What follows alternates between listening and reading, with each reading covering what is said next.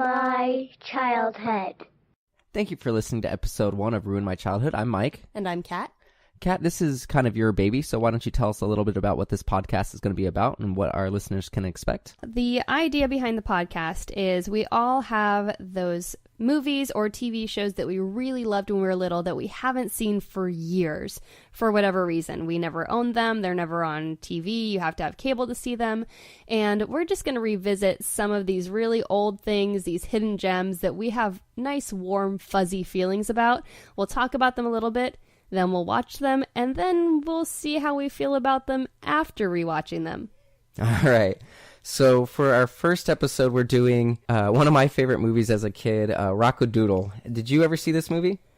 I don't think I've ever seen Rock-A-Doodle. I think I vaguely remember seeing the advertisements for it on other... Was it a Disney movie? No, it was one of those other non-Disney ones. I think it might be from the same company as like All Dogs Go to Heaven, but I'm not really sure who it was.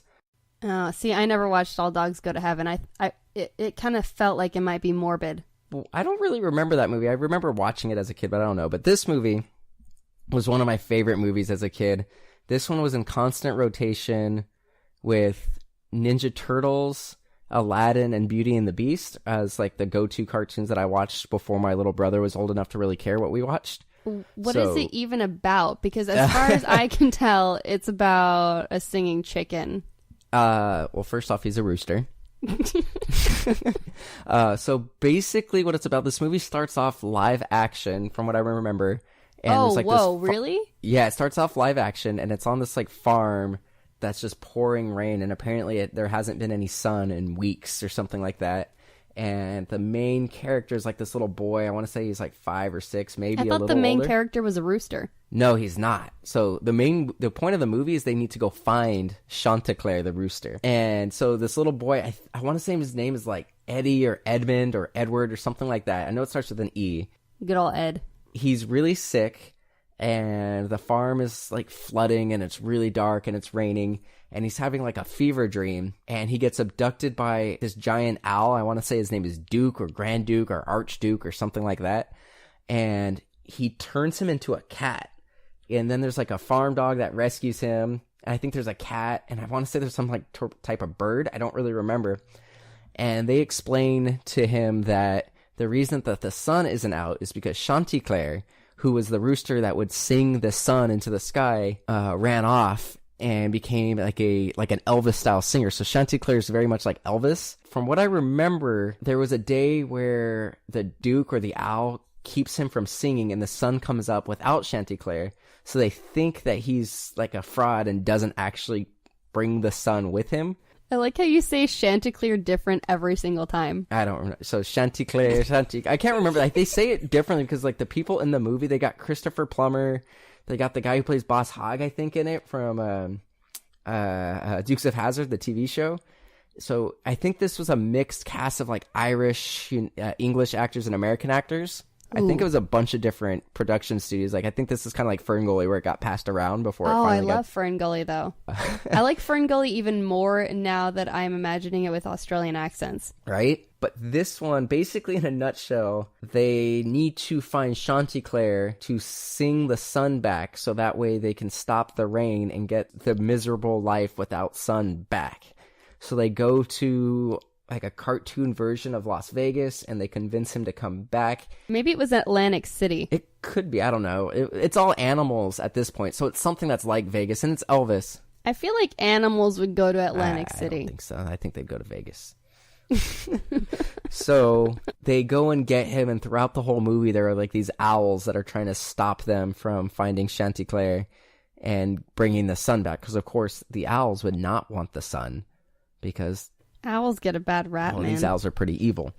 Nice. So it's been a while since you've watched this, right? I probably have not watched this since I was 10 or 11 years old. I'd say is probably the last time I watched it. And I don't think I've ever watched it. But, you know, sometimes you start watching things and then you remember. Yes. All right. And you have a pretty good idea of what the plot is. I watched this movie a lot as a kid, so I definitely remember it. I don't think it's the songs are like it's a musical too. Like there's some music numbers. I don't think it's like Beauty and the Beast, Aladdin, Little Mermaid status where I don't think I'd be able to So they're not good. I don't think I'd remember most of them. I think that like the main song, I could probably get part of it because I know it's like Rock-A-Doodle.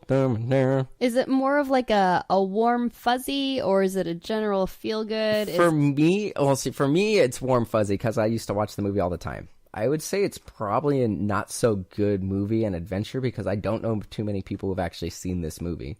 Okay. So this is not going to be a good experience. I think it'll be good. It's going to be fun. It's a fun movie. All right, let's go watch this.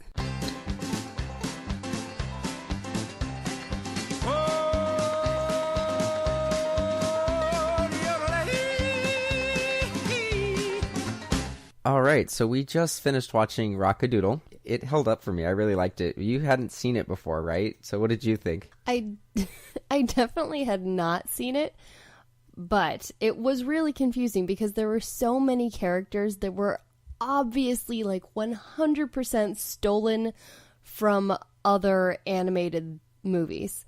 So like the main...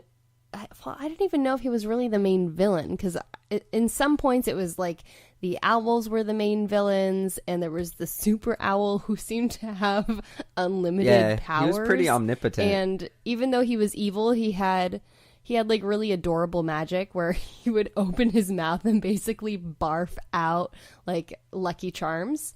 And then these would do horrible things. But then there were other times when this fox type guy was somehow the main villain, but he was definitely stolen from another series. He was getting paid by the Grand Duke to keep Chanticleer in the city, so he was like the main henchman. Yeah, so it was a little bit confusing because there were so many times when I'm like, okay, I think I remember this, but no, it was just a stolen character. I'm pretty sure it is the same company that did All Dogs Go to Heaven and some other like not so big cartoons from the 90s because the animation and the character design is very similar. Like they even kind of look like some of the bad guys from Who Framed Roger Rabbit. So they were like just generic bad guy cartoon animals. Pretty much everything about this was generic, I guess. I mean, the music, it's like they didn't even really try, quite honest. I mean, this whole film basically to me feels like a writer dropped acid on a backlot and this came out. Songs were really lame, so I like wrote down the lyrics to some of them, and like most of the songs were really, really short and just repeated a few things. Like there was one that was like, fa la la la la, sweet. Fa la la la la, let's eat, and things like that. It was like, what the hell? It was truly bizarre, but I don't think I definitely did not enjoy it this time around. I had a really hard time following the storyline because the writing was just all over the place, but I don't think I even would have necessarily enjoyed this as a child. As we were watching it, like right before everything happened, I'm like, oh, this is this part, so I remembered it. There's a few things that I got wrong in the initial description that I gave at the beginning of the episode. I thought he was sick and had like a fever from it, being really cold and rainy, and that's why he was in bed, and I thought he had like a fever dream, and that was what this was. But it turns out he was just too small to help the family on the farm. But then the tree breaks down like the house, and the owl is in the live action part, and then he's also a boy in the cartoon world at the end, so it definitely happened. And the dog was also the narrator of the story.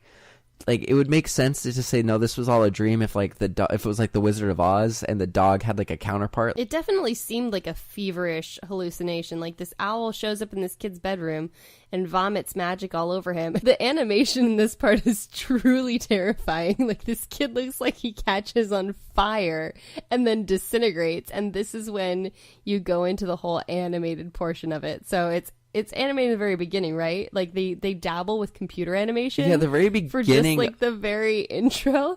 And then it slips into just bad animation. And then it's live action. But it's not like good live action. It looks like a Lifetime movie. Well, there's also random like CG kind of things with like the storm clouds in the live action part. Oh, yeah. But there was a lot of weird things that I didn't really remember. Like I remember the aqueduct scene. And I kind of forgot about the woodpecker being claustrophobic.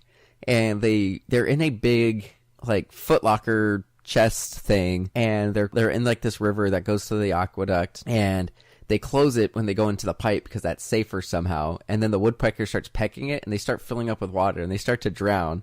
But then they get out of the pipe, and then they're back to like just like a river thing, and all of a sudden the chest could float again, even though it had a bunch of holes and stuff. I like how when they're getting sucked down into the aqueduct, that one character just kind of watches them go and then says, "Adequate duct." Yeah. Ha.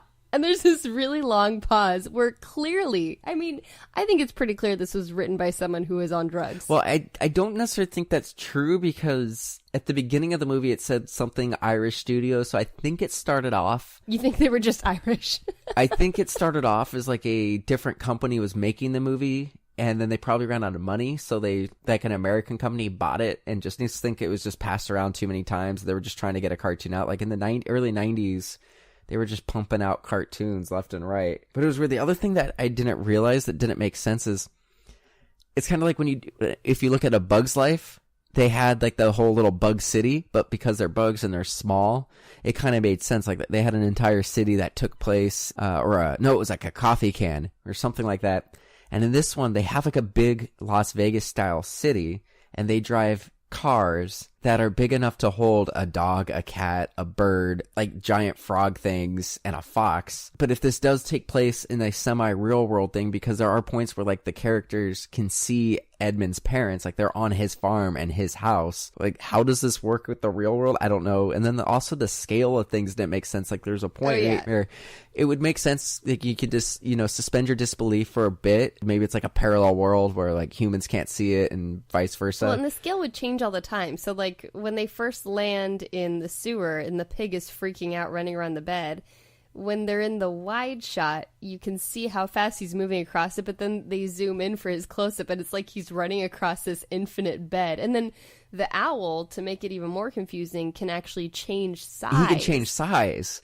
Well, the thing that I thought was weird, where I really noticed it was weird, is when they're in, I think her name was Goldie, so the fox hires like this super hot bird lady to seduce Chanticleer to stay in the city and not want to go back. He hires a prostitute to drug him. No, that was after they were falling in love, and I think that was just water because it was on his farm, and they were just like being all cutesy. He was just getting drunk off of the water. Yeah. So anyway, she's in like they signed them to like a 6-picture movie deal, like they did in the 40s, 50s, and stuff like that. And she's in her dressing room, and it doesn't make any sense because the dressing room. No, it was her dressing room. It was her trailer for the movie. And what didn't make sense was it looked like the size of a thing that would be for a person because it was way too big for her. But like everything else, like they had in like restaurants and stuff, they had tables that were animal size. They had cars that were the right size for animals and motorcycles. But then she's in this room that looks like it's the size for a person. So she's way too small for her dressing room and mirror. Like she has all these cushions that she needs to sit on. What's her name again? Goldie? I think it was Goldie. Let's talk about Goldie a little bit more. So this character is making sex noises pretty much through the entirety of the film. Oh, yeah. She's just like moaning, oh, Shanty. Yeah, she's making all those noises. Her happy noises are sex noises. Her sad noises are sex noises. Everything's a sex noise. She's just wearing like a leotard. And she's constantly posing on a heart-shaped bed. And then when they decide to go back to the farm and she's on the farm, she's wearing like, they're not Daisy Dukes because they're not short. She's wearing like these super like tight, high, low cut. And why are they wearing clothes anyway? They're farm animals. Oh, talking about clothes. So at the very beginning of the movie, hey, Hagrid, what are you doing? That's our cat. At the very beginning of the movie, when Edmund turns into a cat, he's like, oh my God, I'm naked. And his hands go down and cover his crotch. So he goes to his like teddy bear and he pulls off and it's like this Davy Crockett kind of. He dresses up exactly like Fievel from An American Tail. He does. Exactly. But he wears just a shirt. Because they cannot design their own characters for this film. Well, but it doesn't make sense. Like he literally covers his groin, but then he puts on a shirt. And his bottom half is still... I thought, initially when I first saw him look down and freak out, I thought it was because not only was he no longer human, but he was a cat with breasts. I mean, he had full-on breasts for, like, the beginning. And then there were all these chickens with gigantic... The chickens with huge boobs, yeah, that were, like, trying to hit on Chanticleer. I mean, like, to be fair, most of the animals in this entire film, if it was female, it had giant boobs. Yeah, absolutely. But, I mean, like, at least they were clothed, right? Yeah, I'm not like Howard the Duck. Yeah, it was definitely a Howard the Duck moment. Or, no, it was the entire film. The entire film is, like, incredibly perverted. I don't understand why Edmund had breasts in the beginning. And it's really only for maybe, like, 10, 15 seconds. And then they get rid of the breasts. And then he freaks out about his genitals that you never see. But then he goes and puts on a shirt and a coonskin cap. Yeah. It doesn't make any sense. The other thing that just didn't make sense to me was they never mentioned the characters' names when they first would pop up, and then they would randomly just, when something dangerous was happening, they'd just throw out a character's name. I had no idea who any of these people were. I didn't know what any of them were. I knew Goldie, Chanticleer, Edmund, and the Grand Duke. I don't remember what his nephew's name was. What was the like dog's name? That dog, by the way, his voice did not match the character. No, I think it did. I don't think it did at all. And I think it did. He looks like an old dog, and he had an old man's voice.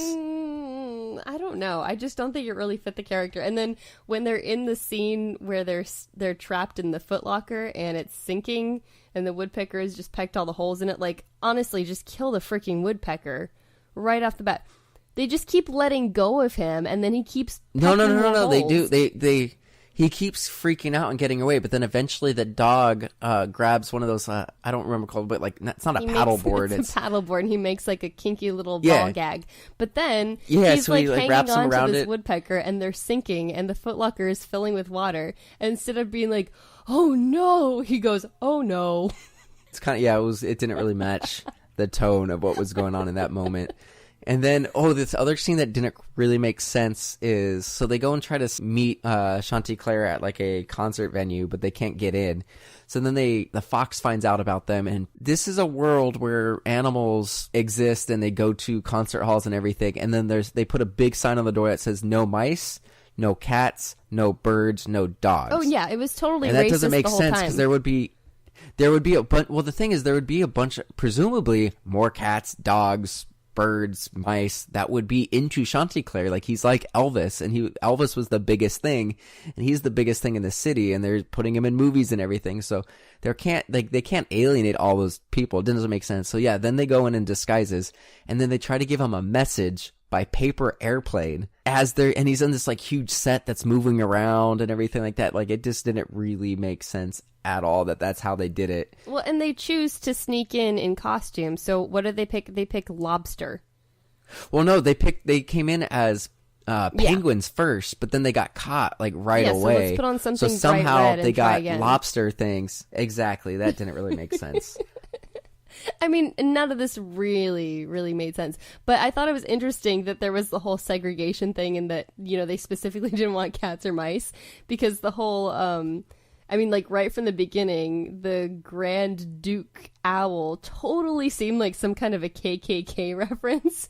Or maybe I'm just thinking of David weird. Duke being the Grand Wizard And of the thing KKK. that's weird. But he had like the capes and everything. It was very like deep South, good old boys Well, club. that's the thing, is they got a bunch of actors from it. So right after we watched the movie, I looked it up. Like, the guy who plays Boss Hogg in The Dukes of Hazzard is in this movie. I think he might have been the Grand Duke. On IMDb, they all have character names, but I have no idea what any of the character names were, so I can't tell you who people like, actually... as far as I can tell, the Grand Duke owl was the only discernible one, and the rest of them were just these owls that would sing about how much they hate the light. Well, then there was the little owl, who was the nephew, who was the one chasing the main character throughout the whole movie. Yeah. I definitely feel like I recognize his voice, but I think to me, when I was a little kid, I thought that it was Daniel Stern from Home Alone. That's who I thought it was. So I thought that was him, and it wasn't. I'm wrong.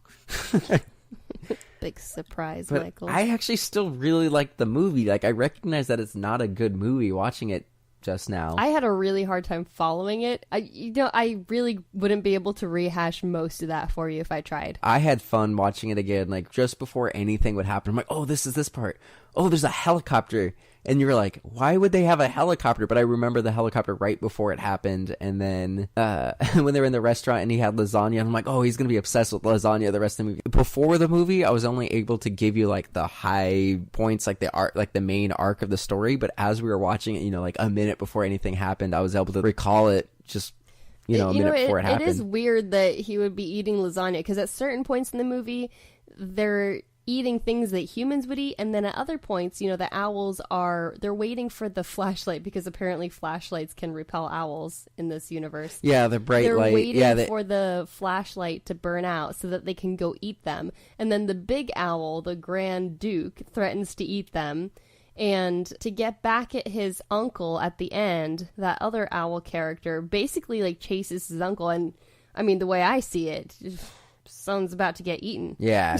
There's like, interspecies eating. They're eating human foods. They're eating each other. I don't know what's happening. It didn't make sense. What kind of bothered me, and you kind of touched on it earlier, the Grand Duke was pretty much like omnipotent. He could change size. He could transfigure creatures. Yeah. He was able to magically cement Chanticleer into the... He didn't need to be doing any of this shit. He could have just jumped to that. It's one of those things where it's like they overly... Like a lot of movies even today still do like the overly complicated plots. Mm-hmm. Like Skyfall had that overly complicated plot with Javier Bardem, like has to set up all these things when he could ultimately just did what he did at the end. But like I mean, if you can have Javier Bardem in a movie, you have Javier Bardem. Yeah. Well, no, I'm just saying like he could have like in Skyfall, he like organizes all these things like train derailments and weird things. But ultimately at the end of the movie, his plan was just to go to a court hearing and just shoot it up. Speaking he could have just derailments. done that. In this movie, they hired a blackbird, I think, or a crow or something to fight Chanticleer right before the sun came up to make it look like Chanticleer didn't actually have these powers to bring the sun. What I didn't get was with how powerful the owl was, and owls being nocturnal, why would he not just with his magic powers go and kill Chanticleer in the middle of the night when he's sleeping and then just be done with it? Right. That doesn't make sense. What also doesn't make sense to me is like, okay, he also had like lightning powers. Like he made the lightning hit the tree. Like it doesn't make any sense. He could have easily killed him. So Chanticleer is kind of like the rock star of his town in the beginning of this. And as far as everyone knows, because he always crows right before sunrise, they think he is making the sun rise. And then Correct. He's exposed by this soul chicken, and he's ashamed, and he disappears, you would think, into obscurity. But then you catch up with him later in the movie, and he's, like, living like Elvis, and he's a rock star, and everyone loves and adores him, and he's still singing, which is what he loved to do, and what he drew fulfillment from in the beginning of the movie. But then, for some reason, he's super depressed and hates his life, although I did not see any indication of that. So why does he want to go back? The reason was, I mean, it was his friends and family. That was his life. And his father taught him how to sing. And his father told him that he had this power. And so he lived his whole life a lie. And so, yeah, he went and was singing. But his singing was not as powerful as before. He wasn't basically... It'd be if, like, Mariah Carey wasn't going for those high notes. Like, if she just stayed in a lower range. Because at the end, he had to basically do vocal work to get back to his power. Like, he wasn't singing to his full potential. But like then he got there on his own merit, and people loved him for his actual ability rather than something that they thought he was doing but not actually doing. But he didn't actually get there on his own. It's actually better. No, but the thing is, he didn't get that on his own. He had Pinky, that fox, was basically propping him up to make him feel like he should stay, and they were lying to him. Apparently, like, they were writing letters and trying to find him that entire time. So he had no friends. They were keeping him alone. Like, he was up by himself, and the only reason they got Goldie involved was because the friends were they just decided to come to the city and try to be like, hey, we need you. What about all his but fans, they were just though? leaving him alone. But they weren't. He was off on his own. They were keeping him separated. I mean, like, honestly, he just needed to go out on the weekend. Yeah, I guess so. So I still found the movie to be fun. I recognize that it's not a good movie, but with how much I watched it, like, I was laughing throughout, and I'm like, oh, this part, I was excited. I drew a lot of enjoyment from the moment when the owl originally vomited his magic all over the little boy and caught him on fire and transformed him into a kitten. And then I really enjoyed the very end when he's flying through the air like Rocketeer, and then he starts singing. Yeah, that was weird. Like, it was just his head in a cloud. I definitely enjoyed that. But the rest of the movie, I don't know. I would definitely show this to our nephews and see if they enjoy it. I don't think they would. I bet they would. Well, I would say this didn't ruin my childhood. I liked it. I would watch it again. I had that little kid feeling warm, fuzzy watching it. If I had seen it when I was a child, I don't think I would have enjoyed it because I was one of those weird little homeschool kids. But, yeah. I mean, I guess we'll never know. Either way, thank you, Michael, for somewhat trying to enrich my evening with this fine specimen of a film. I think that's episode 1 of Ruin My Childhood. that was really fun. Yeah. Cool. So we'll be putting these out. Are we going to do this every week or every other week? So we will be recording these every single week. And if you, our listeners, have any films or TV shows from your childhood that give you that warm, fuzzy feeling, make sure that you tell us about them. And maybe we'll record an episode about your favorites. Okay. So you guys can comment directly on the podcast here. You can also tweet at us at MDXpods or send an email at mdxpods@gmail.com. Where can they follow you, Katrina? They can follow me on YouTube at Katrinaosity, and I'm pretty much on all social media at Katrinaosity. That's KatrinaOsity. Excellent. Well, thank you everyone for listening, and this was Ruin My Childhood. Thanks for listening.